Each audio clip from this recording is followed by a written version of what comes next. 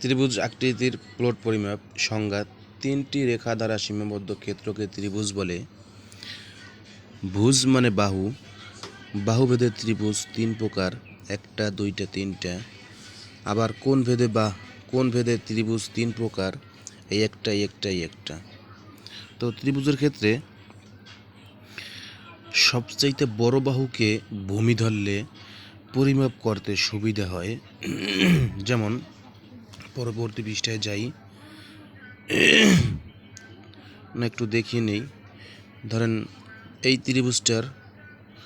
ত্রিভুজটার সবচেয়ে বড় বাহু এইটা, ঠিক আছে। দেখেন এইটাকে যদি ভূমি ধরি 90 ডিগ্রি অ্যাঙ্গেলে এই জায়গায় আসে, এই